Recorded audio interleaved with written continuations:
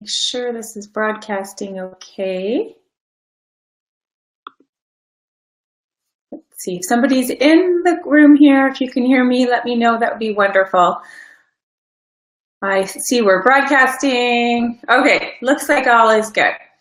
All right, if you're with me here and you can hear me, send me a little shout out just so I know that all is good. Oh, it shows that nobody's here yet. Okay, well, we're just getting started. Well, I'm going to go ahead and jump in, and when you jump in, when you get on, let me know if you can hear me, and that would be wonderful, just so I can make sure that the sound's coming through okay. All right, so just to remember, every day we send out the assignment at 7 a.m. Pacific time, and then we have that has a bit of a training. It has an assignment in it. You share as instructed in the assignment to qualify for the prizes, which I will be announcing soon. And then every day we do a deeper dive in the Facebook Live, and we're going to dig into that day's topic. All right.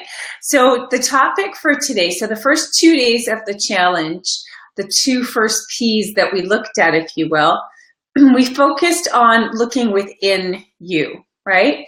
We started by looking at your power and your personality to really dig in to find what makes you unique, to find that marketing wow for you.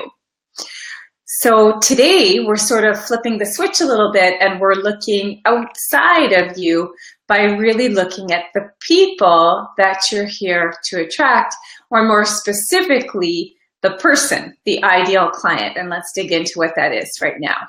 So I see we have people here with me. If you can hear me okay, send me a little thumbs up or something just so I know the sound is okay. I would really appreciate it. Okay, just to make sure that all the technical stuff is coming through okay.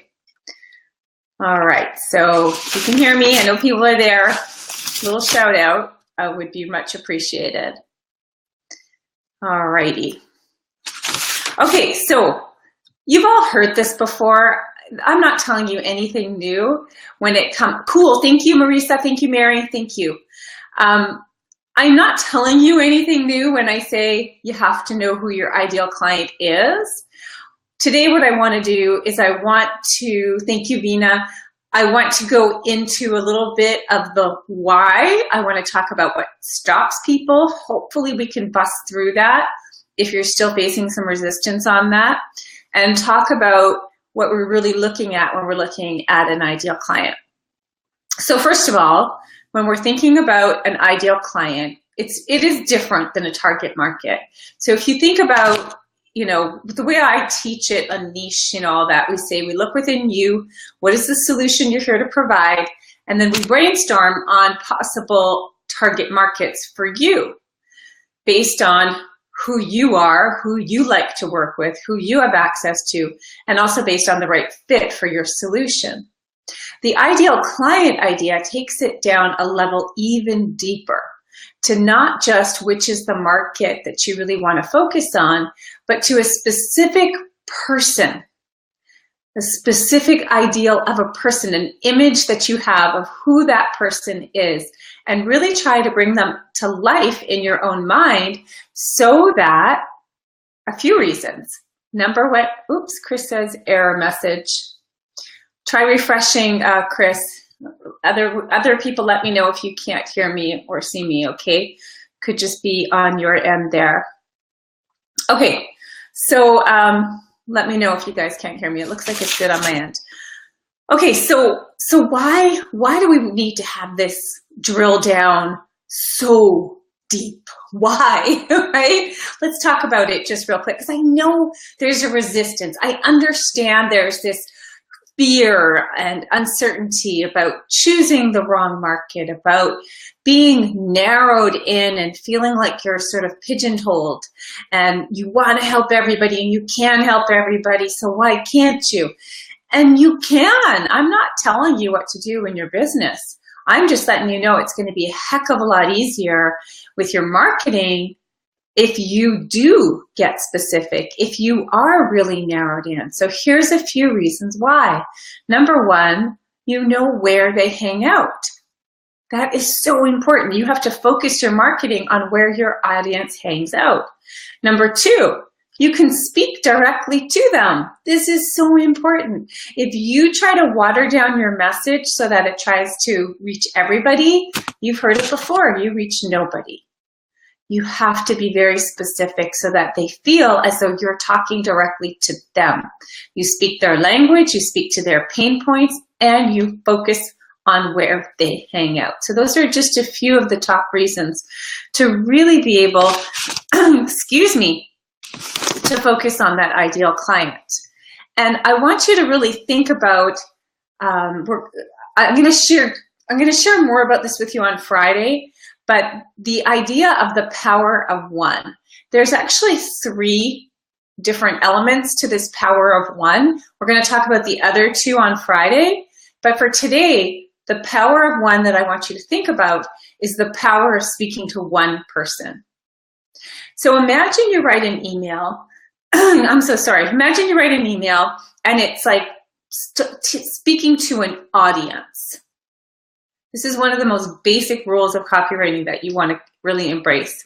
If you write an email that speaks to an audience and as opposed to speaking to a person, you're not going to create the kind of connection that you really want to create. So you want to always have this image, this understanding of who this ideal client is, and do all of your writing as though you're writing directly to that person. Now, does that mean that nobody else who doesn't fit that exact profile is going to end up being attracted to you and wanting to work with you? Of course not. You're definitely going to attract people beyond that narrow ideal client persona. And that's okay as long as, you want to work with them and as long as you can help them. So I always think back to like when I was dating in my early years, and all my boyfriends were like 6'2" and they were all professionals and snappy dressers. And then I ended up dating for 10 years this guy who was like an inch shorter than me who worked in construction, fell in love with him, right? So I'm not going to turn away this guy that's like great for me just because he doesn't fit that persona of who I thought the Mr. Right was for me. It's the same thing in your marketing. So you want to really focus in on who you want to attract and who you speak to. But again, it doesn't mean that if somebody else who comes around, and is a great fit for you and you really connect with and you want to help, it doesn't mean you can't help them, okay? It's just about being more strategic, more targeted in your marketing. All right. Okay. So let's talk about how do we kind of identify this ideal client. There's 2 key elements, and I want to address both of them with you. The first is the demographics. And I think sometimes we get stuck in this because it can be a little harder to really identify this. And to be honest with you, I don't think it's as important, but it still is important. So demographics, we're talking about gender, age, profession is a really big one, or industry that they work in. So especially if you're like in a B2B, business to business market, it can be really, really helpful to know what industry, and more specifically even what kind of job title they have. I see Mary's here with us. Mary, if you don't mind, I'm going to use you as an example because it's such a great one. So Mary, highlandconsulting.org, brilliant. If you are in the nonprofit world, you need to know Mary. She's been in it for 40 years. She's a consultant in it for, I think, 26, if I recall correctly. Just absolutely wonderful. And Mary and I started working together, I don't know, I think it's been like a year and a half or something, a while now. And when Mary first came to me, right, Mary? Don't let me speak out of turn here. I think we were talking to different people in the nonprofit world, and we decided to focus really on a specific person within the nonprofit world, the executive directors, okay, the ones in charge of the nonprofit. And this really helped us focus in our messaging, focus in our marketing to that specific person. So you see, it's not enough to sometimes know what profession they're in. You also sometimes want to know what industry they're in. You have to sometimes know what profession they're in. And of course, depending on your niche, it's going to vary, obviously, right? Yay, thank you. Thank you, Mary. So another example, another client of mine, Amy Schoen, her website is motivatedtomarry.com. We've been together for years.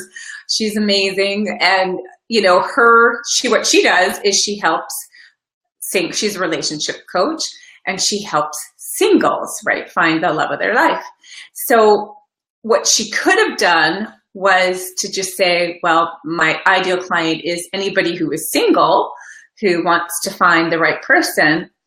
But what we got into for her, for the ideal client, was not just the fact that they're single, that would be more of a demographic, but we got into the second element of psychographics, which is really what people want, their values, their personality, like, who are they as a person? And for Amy, what she decided to focus on is, based on the name of her business, not hard to figure out, Motivated to Marry. She focuses on people who don't just want to get into a relationship, but they're really motivated to be in a serious, committed relationship, often leading to marriage. So that's a very different sort of ideal client than just somebody who wants to know, how do I date? It's different. So all of her messaging is really aimed at that. We came up with a unique approach for it based on her whole approach that's unique, on a values-based approach, because that's what you really need to find the right person to be in a long-term relationship with. Anyway, I go on and on, but you get the idea here. So it's not enough to just say, I help single people find the right guy. It's more, I help singles really who are motivated to marry. Right? And then we dig even deeper into some of the things that make them tick in terms of their values. So for instance, single people who want to get married and who are really willing to spend the time and invest in themselves to really learn how to do this in a way that's going to bring results for them. So there's different elements you're going to bring into the ideal client. Going back to Mary. So Mary, actually, she even posted it today in our group, Find Your Marketing Wow. I believe Mary said something like an executive director who wants a strong board and is willing to invest in that. So it's not enough that she knows the demographic of them being an executive director. She also has to get into the psychographics in terms of what they want and what they really value. Okay? So I hope you see how the two have to really work together to help you create a profile of who your ideal client is. Okay? All right. So the other important thing to know about your ideal client is what is their biggest pain point or problem that you solve. This is so important. When you are creating, for instance, we all know about the importance of growing your list, right? You want to grow a targeted list full of as many of your ideal clients as possible. And so what you need to do is you need to understand the biggest problem that they're struggling with, and then you need to create like this giveaway. I call it a giveaway. You can call it whatever you want. That is the hook you use to get them into your world. So if you know what your ideal client's biggest problem is, you're going to create a giveaway aimed at that biggest problem. And that's going to help you grow a more targeted list, right? And of course, all the content, all the copy that you put out there, all the marketing is going to start by addressing that biggest problem of your ideal client. Now, I want to raise a really important point for you, and that is that your ideal client has to be aware of that biggest problem. And I think this is one of the biggest mistakes that we make in marketing, is that we are so smart, so good at what we do, and it's just such a natural part of us that we assume that everybody else understands it too. Okay, so if you have an awareness of what the underlying problem really is, and you try to speak to that, but they're not aware of it, your message is not going to connect. So let's say, as an example, I don't know if Mayam is here. Mayam's another client that I worked with, and she's a relationship coach, and she works with parents of parents who have young children, okay? See how specific we got there, right?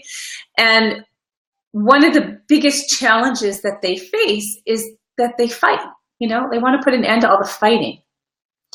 And now Mayam, having a background as a therapist as well as being a coach, she knows that the underlying reason for this is that they have unresolved issues from their past that they're bringing in to their relationship. Now, my mom was a psychologist too, so I totally get this, but you know, we will find somebody who we have unresolved issues with, oftentimes a parent, and then we choose a mate that actually presents that same problem to us in a subconscious effort to resolve that challenge, okay? To resolve that conflict. Now, if Mayam went in and in her immediate messaging started talking about that, the fact that, you know, you have this unresolved conflict from your past and that's why you're having these fights, blah, blah, blah. Oh my gosh, nobody would be like, what are you talking about, right? So she has to have her messaging and her copy really connect with the problem they're aware of, which is that they fight with their partner. And then in our education, because marketing has to be education-based, then we educate them about the underlying reasons why they're really having these conflicts. But if your message has to first hook them in with the pain or the problem that they're aware of. Okay, I hope that made sense to you guys. Let's see, I want to check in on questions that have come up here. Okay, Vina, do you? Oh, yes, you're welcome, Mary. Mary said, thanks, you're right. You helped me get focused. Try not to focus on both executives and board members. Yes, and it's paying off big time. I love it. Okay, Vina, do you have any advice for someone who's just starting their business and truly has no idea who their ideal client is? Do you suggest they just pick one and then do the research? I suggest they do it the opposite way. I suggest they do the research and then pick one.